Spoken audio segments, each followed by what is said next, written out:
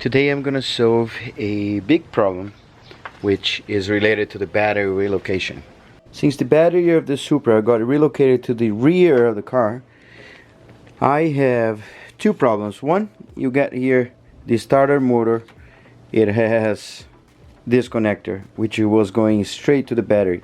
I don't have a battery. So what I'm gonna do is I'm gonna cut this here and exit that cable from here, and I'm gonna connect this guy here. This is from a Mercedes, but it's very isolated. You see, it doesn't have a way to touch anywhere in the car, and it has this little part here which we can use to put some bolts in there, and this top part here is where we're gonna put the positive.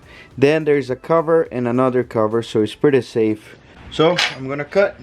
And these tools come with everything, the tool and the cutter. Look at this, pretty clean. Now we're gonna go peel it off and make the terminal. You gotta have the right orientation, because when you go in, this cable is hard, so you won't be able to turn. There you go. Game on. Now it's hard. Turn it off. And there you go.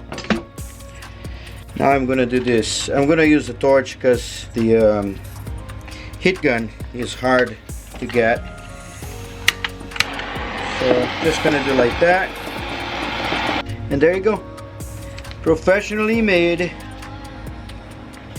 And this is how it's going to look like. Here. And this is what goes on top. And then a little cover right here. So I just need to make that on the 3D printer, but basically this is my positive transfer to the front. And now we're gonna fix this end also. Look at the difference. I just cut this out. This is like a paper, can rip with my hands. This is thick. I'm gonna put the link on the description, and I'm gonna put enough in here to cover all of that. And again, heat gun is preferred. This is gonna get hard, and protecting this against touching in places that we don't need.